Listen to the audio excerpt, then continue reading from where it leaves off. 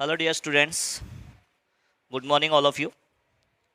Today we will start lecture number 4 और जैसा कि बता दें आपको कि इससे प्रीवियस लेक्चर में हमने बात करी थी कि विद्युत चुंबकीय विकिरण क्या होता है और विद्युत चुंबकीय स्पेक्ट्रम किसे कहते हैं। अब ये जो विद्युत चुंबकीय विकिरण है उसी को अपन विद्युत चुंबकीय तरंग भी बोल सकते हैं। और आज के वीडियो लेक्चर में हम डिस्कस करने जा रहे हैं विद्युत चुंबकीय विकिरणों या विद्युत चुंबकीय तरंगों के गुणधर्म। अब पहले तो बता डियर विद्युत चुंबकीय तरंग का मतलब क्या है। थोड़ा सा और एक स्ट्रक्चर बना दूं। ये बेटा 3 एक्सिस अपन ने ले ली, यहाँ पर ने एक्स एक्सिस कंसिडर कर ली, यहाँ पर ने इसको वाई कर ली और इसको जेड कंसिडर कर ली। ये 3 एक्सिस अपन ने ली। अब बेटा यहाँ अगर मैं विद्युत चुंबकीय विकिरण या विद्युत चुंबकीय तरंग की बात करूँ तो मैं उसको कुछ इस तरीके से ड्रॉ कर सकता हूँ, समथिंग लाइक दैट। ठीक, और इसी तरीके से मैं इसको इधर भी ड्रॉ कर सकता हूँ, समथिंग लाइक दैट। ठीक, इसको थोड़ा सा अपन आगे बढ़ा लें तो ये इधर हो जाएगा और ये इधर हो जाएगा। ठीक है। अब बात आती है बेटा ये जो होती है विद्युत चुंबकीय विकिरण होती है। क्या होती है? विद्युत चुंबकीय विकिरण। मतलब मैक्सवेल ये बताता है कि जो ऊर्जा का स्थानांतरण है वो तरंगों के रूप में होता है। ये जो लहर जैसी होती है ना, इसको अपन बोलते हैं तरंग, और ये तरंग ही क्या है? विद्युत चुंबकीय विकिरण। अब ये विद्युत चुंबकीय विकिरण जो होती है वो किससे संबंधित होती है? विद्युत क्षेत्र और तरंग क्षेत्र, मतलब विद्युत क्षेत्र और चुंबकीय क्षेत्र। तो डियर मैं क्या करता हूं, ये दोनों तरंगों को ना बनाते हुए केवल एक लेयर बना लेता हूं इस तरीके से। ये डियर, ठीक है, ये तरंग है या विद्युत चुंबकीय विकिरण है या विद्युत चुंबकीय तरंग है। अब मुझे इसके लिए सारे गुणधर्म पढ़ना है, इसके लिए मुझे सारे गुणधर्म पढ़ना है। तो डियर पहला अपन गुणधर्म लेते हैं यहाँ पर, जिसको अपन बोलते हैं बेटा तरंग दैर्ध्य।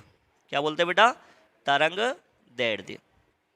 और तरंग दैर्ध्य को डियर इंग्लिश में अपन बोलते हैं वेवलेंथ। क्या बोलते हैं? वेवलेंथ। अब आपसे पूछ लेंगे भैया तरंग दैर्ध्य किसे कहते हैं या वेवलेंथ किसे कहते हैं, तो डियर अपन देखो डिस्कस करते हैं, इसको बताते हैं। देखो वेवलेंथ या तरंग दैर्ध्य का मतलब क्या है, ध्यान से सुनो। तो मान लीजिए अपने पास ये कोई तरंग है, तो एक तो होगा बेटा टॉप पॉइंट और एक होगा इसका बॉटम। तो बेटा टॉप को तो अपन बोलते हैं उच्चिष्ट। क्या बोलते हैं? उच्चिष्ट। और बॉटम को अपन बोलते हैं निम्निष्ठ। तो मैं बोलता हूं कि ये वाली जो पोजीशन है, ये वाली टॉप वाली, इसको तो अपन क्या बोल सकते हैं? उच्चिष्ट। क्या बोल सकते हैं बेटा? उच्चिष्ट। और ये जो बॉटम वाली पोजीशन है इसको अपन क्या बोल सकते हैं बेटा? निम्निष्ठ। क्या बोल सकते हैं? निम्निष्ठ। एक तो उच्चिष्ट है और एक निम्निष्ठ है। तो ये भी उच्चिष्ट है, ये भी उच्चिष्ट है, और ये भी निम्निष्ठ है और ये भी निम्निष्ठ है। तो 2 क्रमागत उच्चिष्ट की बात करना है, तो 2 क्रमागत उच्चिष्ट ये हो गए और 2 क्रमागत निम्निष्ठ ये हो गए। तो या तो मैं 2 क्रमागत उच्चिष्टों के मध्य दूरी देख लूं, ये 2 क्रमागत उच्चिष्टों के मध्य दूरी, या फिर बेटा मैं 2 क्रमागत निम्निष्टों के बीच की दूरी देख लूं। तो सीधा सा खेल है कि 2 क्रमागत उच्चिष्टों या 2 क्रमागत निम्निष्टों के मध्य की जो दूरी होती है वो क्या कहलाती है बेटा?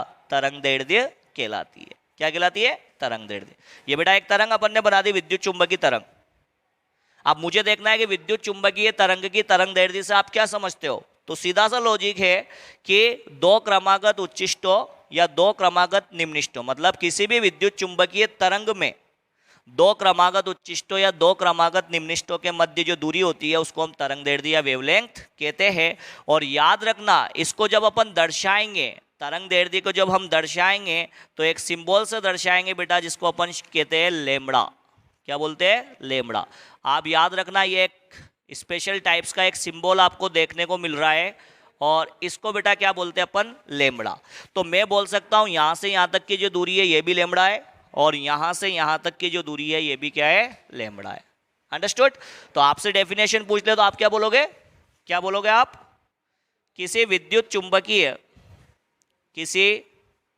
विद्युत चुंबकीय तरंग में दो क्रमागत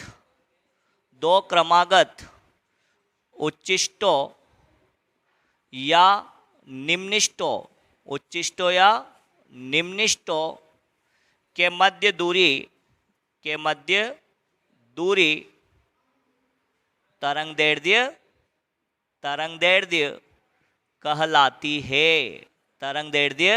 कहलाती है और इसे लैम्ब्डा से दर्शाते हैं। क्या करते हैं बेटा? इसे लैम्ब्डा से अब बात आती है बेटा इसकी इकाई की, कि भैया जो तरंगदैर्ध्य होती है उसकी इकाई क्या होती है। तो इकाई के रूप में देखो तुम सेंटीमीटर ले सकते हैं क्योंकि दूरी है, और दूरी को तुम सेंटीमीटर में ले सकते हो, साथ ही साथ दूरी को तुम मीटर में भी ले सकते हो। तो इसकी इकाई जो होती है वो या तो सेंटीमीटर होती है या फिर मीटर होती है। अपन किलोमीटर की बात नहीं कर सकते क्योंकि किलोमीटर तो बहुत ज़्यादा दूरी हो गई, और तरंगदैर्ध्य या तरंग जो होती है इतनी लंबी नहीं होती कि अपन उसको किलोमीटर में मेज़र करें, इसलिए इसकी इकाई जो होती है या तो सेंटीमीटर होती है या फिर मीटर होती है। बट कभी कभी क्या होता है बेटा, जब हम क्वेश्चन करते हैं तो जो तरंगदैर्ध्य है उसका मान या तो नैनोमीटर में दे देते हैं, या एंगस्ट्रॉम में दे देते हैं, या फिर पिकोमीटर में दे देते हैं। तो आप याद रखना जानकारी के लिए कि बेटा जो एक एंगस्ट्रॉम होता है वो होता है एक तो 10⁻⁻10 मीटर, या फिर अपन बोल सकते हैं 10⁻⁻8 सेंटीमीटर। एक एंगस्ट्रॉम इक्वल टू ये ए नॉट मतलब क्या होता है? एंगस्ट्रॉम। और एंगस्ट्रॉम भी एक तरीके की क्या है बेटा? दूरी का मापन करने के लिए यूनिट है। तो एक एंगस्ट्रॉम इक्वल टू कितना होता है? 10⁻⁻10 मीटर या फिर 10⁻⁸ सेंटीमीटर। इसी तरीके से अगर बेटा आपको नैनोमीटर में दे दे, किस में दे दे? नैनोमीटर। ये एनएम को अपन बोलते हैं नैनोमीटर, और एक नैनोमीटर इक्वल टू क्या होगा डियर? या तो होगा 10⁻⁹ मीटर या फिर 10⁻⁷ सेंटीमीटर। तो क्या होगा डियर, जब भी आपको जो तरंगदैर्ध्य है वो एंगस्ट्रॉम में या नैनोमीटर में दी जाए तो आप क्या करोगे? उसको या तो मीटर में चेंज कर लोगे या फिर सेंटीमीटर में चेंज कर लोगे, और उसके बाद ही उसका क्या करोगे? आंसर निकालोगे। तो पहला गुणधर्म हो गया बेटा, और पहला गुणधर्म क्या है? तरंगदैर्ध्य। और तरंगदैर्ध्य का मतलब समझ में आ गया आपको कि दो क्रमागत उच्चिष्टों या निम्निष्टों के मध्य जो दूरी होती है उसको अपन तरंगदैर्ध्य कहते हैं। इसे लैम्ब्डा से दर्शाते हैं और इसकी इकाई जो होती है वो सेंटीमीटर या मीटर होती है। अंडरस्टूड? आगे बढ़े? चलो ठीक। अब इसके जस्ट बाद दूसरा पॉइंट आता है बेटा, तरंग संख्या। क्या आता है? तरंग संख्या, जिसको अपन इंग्लिश में बोलते हैं बेटा वेव नंबर। क्या बोलते हैं इंग्लिश में? Wave number. अब ये तरंग संख्या या वेव नंबर क्या है डियर, इसको अपन डिफाइन करेंगे। तो पहले तो बोलोगे इसको किससे दर्शाते हैं, तो अपन बोल सकते हैं इसे न्यू बार। ये सिंबल जो होता है ना बेटा, इसको अपन क्या बोलते हैं? न्यू बार। ये ऊपर वाला तो है, इसको तो अपन बोलेंगे बार, और ये जो सिंबल होता है इसको अपन क्या बोलते हैं? न्यू। तो हम ये बोल सकते हैं कि जो तरंग संख्या होती है उसको अपन किससे दर्शाते हैं? न्यू बार से दर्शाते हैं। इसे न्यू बार से दर्शाते हैं। पहली चीज तो ये हो गई, ठीक। अब तरंग संख्या एक्चुअल में होती क्या है? तरंग संख्या एक्चुअल में होती क्या है? तो पहले तो इसकी डेफिनेशन अपन लिखे। तो अपन ये बोल सकते हैं तरंगदैर्ध्य का व्युत्क्रम। क्या बोल सकते हैं? तरंगदैर्ध्य का व्युत्क्रम तरंग संख्या कहलाती है। तरंगदैर्ध्य का व्युत्क्रम तरंग संख्या कहलाती है। It means nu bar equal to 1/λ। ऐसा क्यों? सुनना, मैं विद्युत चुंबकीय विकिरण बना दूं। एक तो मैंने बनाई ऐसे और एक मैंने बनाई ऐसे।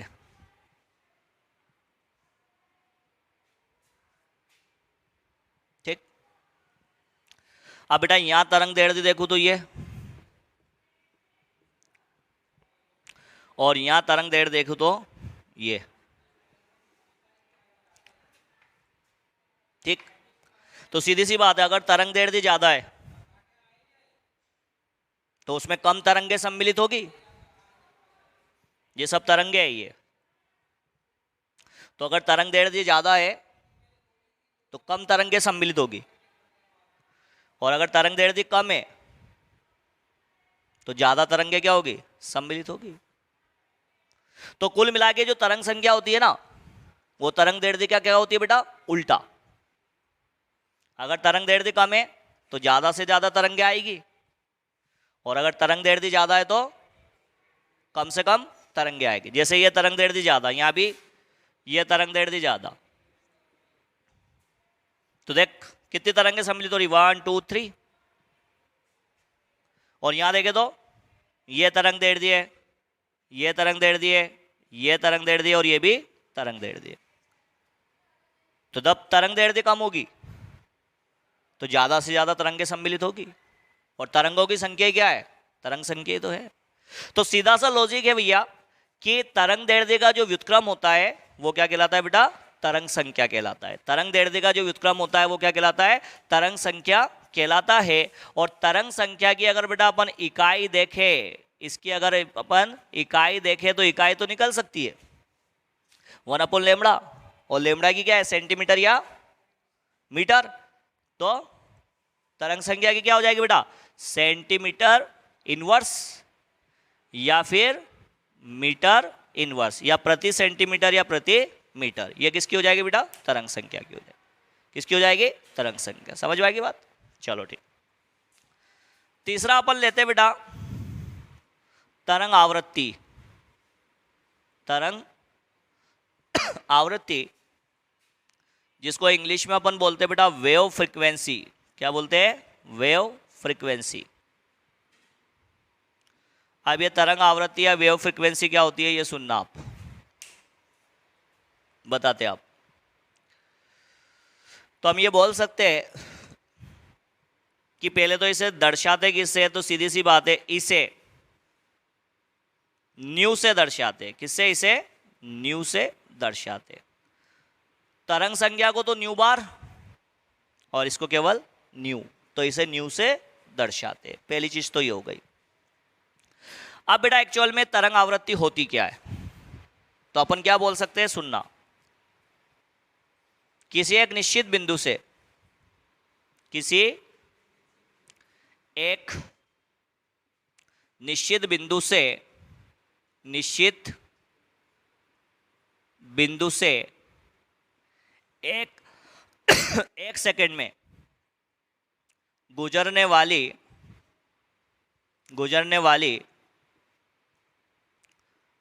कुल तरंगों की संख्या,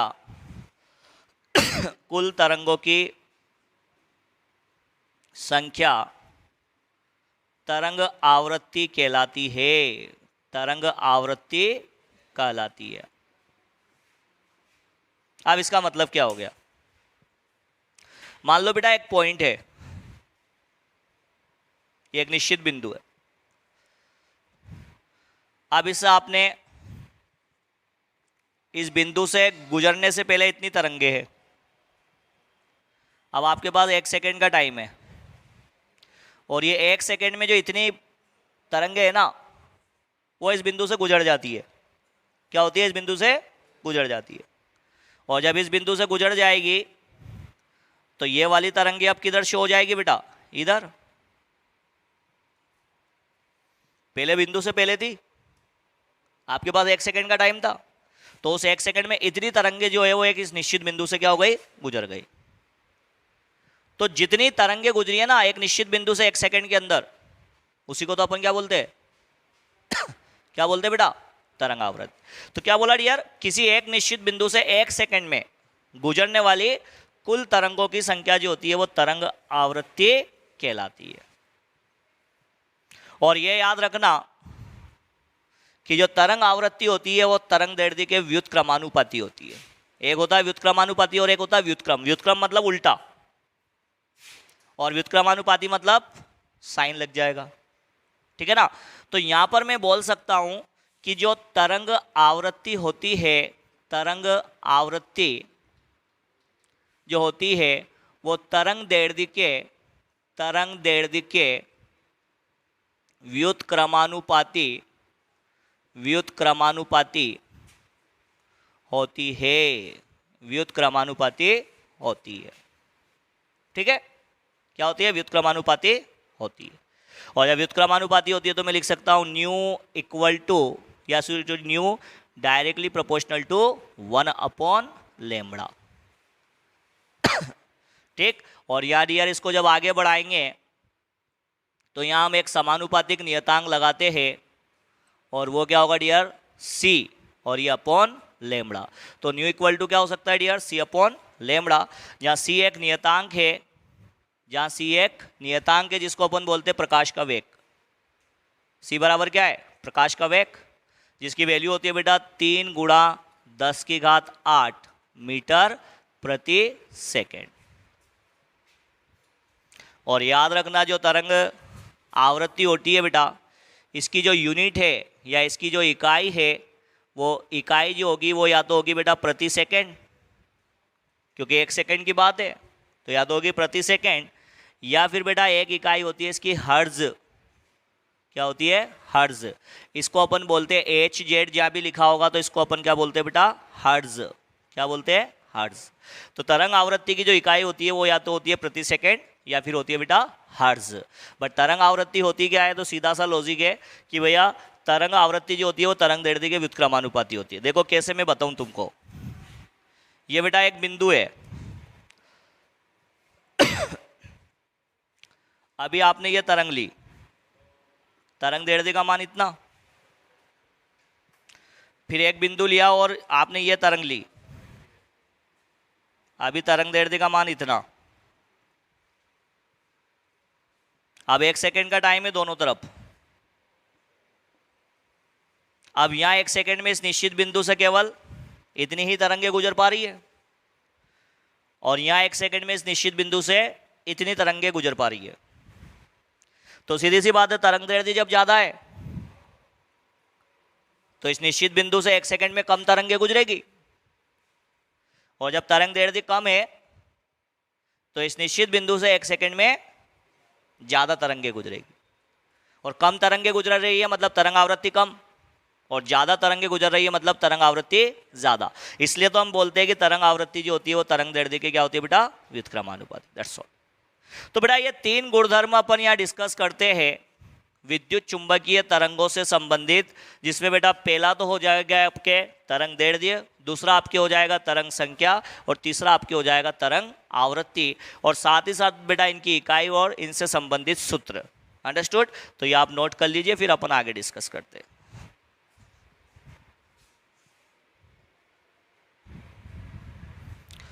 ओके डियर, अब विद्युत चुंबकीय तरंगों के गुणधर्मों के बाद हम नेक्स्ट टॉपिक डिस्कस कर रहे हैं, बहुत इंपॉर्टेंट है, प्लांक का क्वांटम सिद्धांत। क्या है बेटा? प्लांक का क्वांटम सिद्धांत। तो देखो बात आती है कि मैक्सवेल जो होता है, मैक्सवेल जो वैज्ञानिक था, उसने अपने तरंग सिद्धांत में ये बताया था कि ऊर्जा का जो स्थानांतरण होता है वो तरंगों के रूप में होता है। किसके रूप में होता है? तरंगों के रूप में।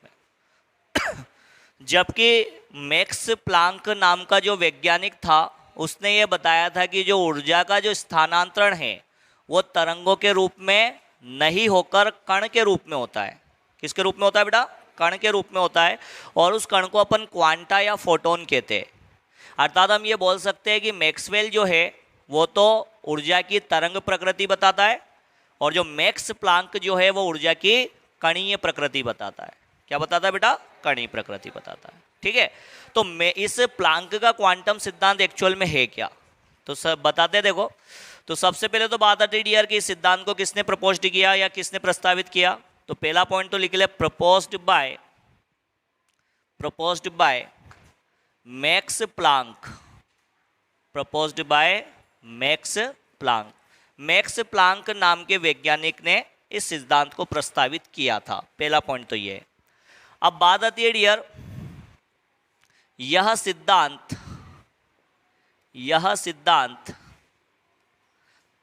प्रकाश या ऊर्जा की कणीय प्रकृति बताता है। कणीय प्रकृति बताता है। कणीय प्रकृति बताता है। यह सिद्धांत प्रकाश या ऊर्जा की कणीय प्रकृति बताता है। कौन सी बेटा? कणीय। और मैक्सवेल क्या बताता है? तरंग प्रकृति। मैक्सवेल तो बोलता है कि ऊर्जा का स्थानांतरण जो होता है वो सतत होता है, मतलब तरंगों के रूप में होता है। और ये प्लांक का क्वांटम सिद्धांत बोलता है कि ऊर्जा का जो स्थानांतरण है वो सतत ना होकर असतत होता है। असतत मतलब छोटे छोटे कणों के रूप में। किसमें? छोटे छोटे कणों के रूप में। तो अब देखते हैं, यहाँ तो अपन ने इंट्रोडक्शन वाले पॉइंट देखे कि यह सिद्धांत मैक्स प्लांक नामक वैज्ञानिक ने प्रस्तावित किया था, और यह सिद्धांत जो होता है वो प्रकाश या ऊर्जा की कणीय प्रकृति को बताता है। अब बेटा सिद्धांत क्या है, ये देखो इस सिद्धांत के अनुसार क्या बोला गया है, तो सुनना। अपन इसमें एक नेक्स्ट पॉइंट ले सकते हैं, तो बोल सकते हैं बेटा इस सिद्धांत के अनुसार, इस सिद्धांत के अनुसार प्रकाश या ऊर्जा का स्थानांतरण, प्रकाश या ऊर्जा का स्थानांतरण सतत ना होकर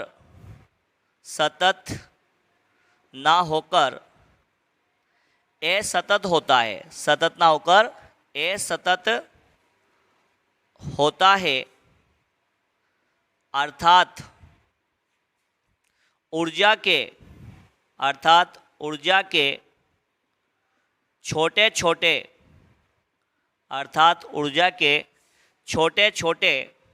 बंडलों के रूप में होता है,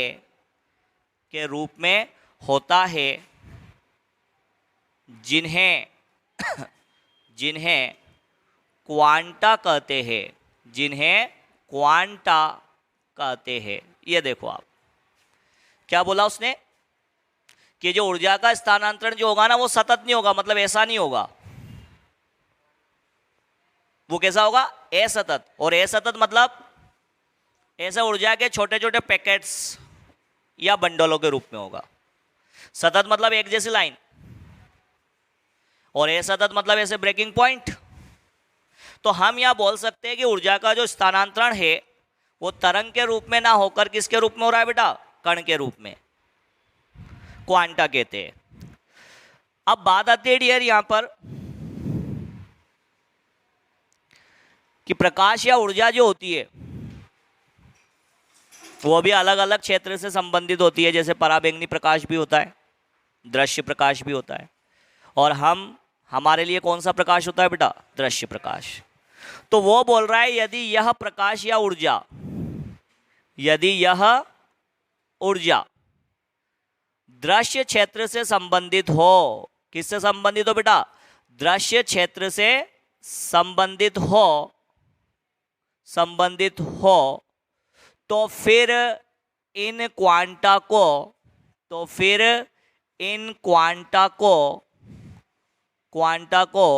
फोटोन कहते हैं। तो फिर इन क्वांटा को फोटोन क्या कहते हैं बेटा? फोटोन कहते हैं। मतलब ये ऊर्जा के जो छोटे छोटे पैकेट या बंडल है ना, ये क्वांटा है। बट अगर मान लो बेटा ऊर्जा या प्रकाश जो है वो दृश्य क्षेत्र से संबंधित हुआ ना, तो फिर हम इनको क्वांटा नहीं बोलेंगे, इनको क्या बोलेंगे बेटा? फोटोन बोलेंगे। क्या बोलेंगे? फोटोन। ठीक है। और लास्ट पॉइंट में ये बोला जाता है कि फोटोन की जो ऊर्जा होती है, फोटोन की जो ऊर्जा होती है वो तरंग आवृत्ति मतलब न्यू के समानुपाती होती है। मतलब किसी भी फोटोन की जो ऊर्जा होगी वो उसकी आवृत्ति के क्या होगी बेटा? समानुपाती होगी। अगर आवृत्ति ज़्यादा होगी तो उस फोटोन की ऊर्जा भी ज़्यादा होगी। अर्थात हम ये बोल सकते हैं इस स्टेटमेंट के अकॉर्डिंग ई समानुपाती का चिन्ह, और यहाँ क्या करते बेटा? न्यू। कि फोटोन की जो ऊर्जा होती है वो तरंग आवृत्ति न्यू के क्या होती है? समानुपाती होती है। फिर बेटा इसको अपन आगे बढ़ा दे, तो जब इसको आगे बढ़ाएंगे तो बेटा यहाँ पर एक प्रोपोर्शनलिटी कांस्टेंट लगाएंगे, E इक्वल टू H और ये न्यू। अब यहाँ H क्या है ये मुझे बताना है। तो पहले तो ये देख लो बेटा, यहाँ जो ऊर्जा हम ज्ञात करेंगे ये ज्ञात करेंगे ओनली फॉर 1 फोटोन। जब केवल 1 फोटोन की हमको ऊर्जा ज्ञात करनी हो तो बेटा अपन इस सूत्र से करेंगे। और याद रखना जहां h बराबर जो होता है वो होता है बेटा प्लांक नियतांक। क्या होता है? प्लांक नियतांक। और इसका एक फिक्स्ड मान होता है, और अगर इसका मान हम देखें तो एक तो होता है 6.626 इंटू 10 की घात -34 जूल इंटू सेकेंड। ठीक, एक मान तो ये होता है 6.626 इंटू 10⁻³ जूल इंटू सेकेंड, और एक मान होता है 6.626 इंटू 10 की घात -27 अर्ग इंटू सेकेंड। तो बेटा ये जो होता है h, ये एक प्रोपोर्शनलिटी कांस्टेंट है या समानुपातिक नियतांक है जिसको हम प्लांक नियतांक बोलते हैं, और इसका एक निश्चित मान होता है जो कि होता है 6.626 इंटू 10 की घात -34 जूल इंटू सेकेंड, या फिर 6.626 इंटू 10 की घात -27 अर्ग इंटू सेकेंड। और अगर डियर इसको आगे बढ़ाए और लिखे यदि n संख्या में मतलब एक से ज्यादा, यदि n संख्या में फोटोन उत्सर्जित हो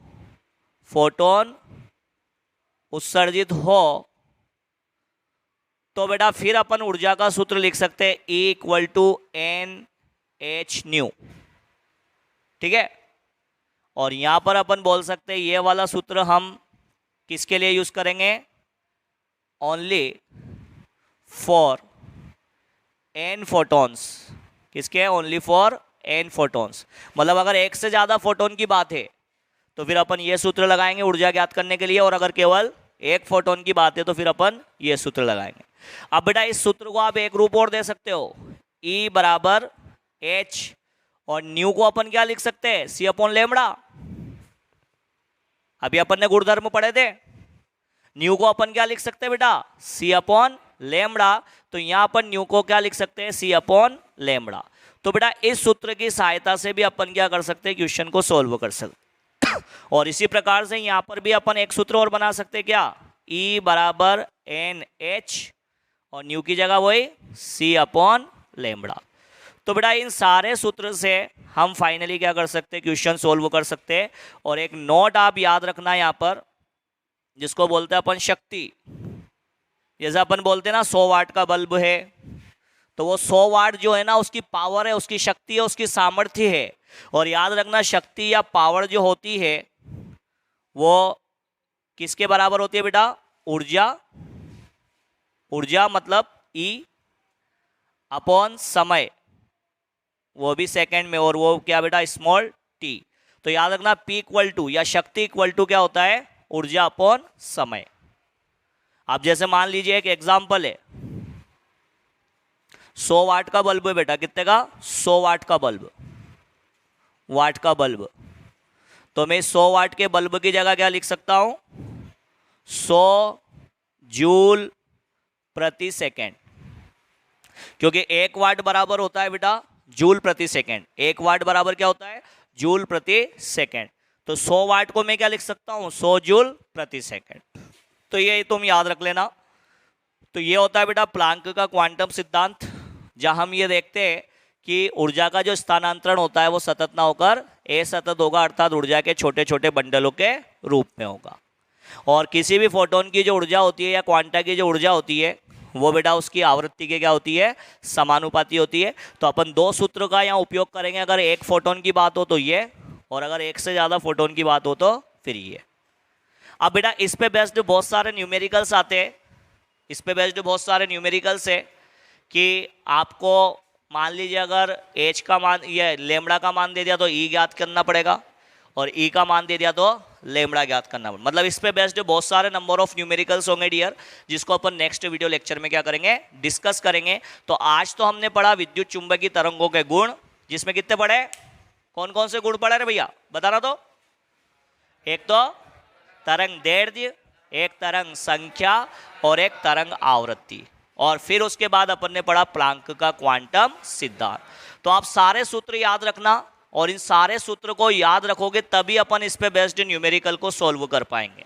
ठीक है डियर? तो इससे रिलेटेड जो न्यूमेरिकल्स होंगे हम नेक्स्ट वीडियो लेक्चर में डिस्कस करेंगे। तो आज के लिए इतना enough. Thank you very much, that's all.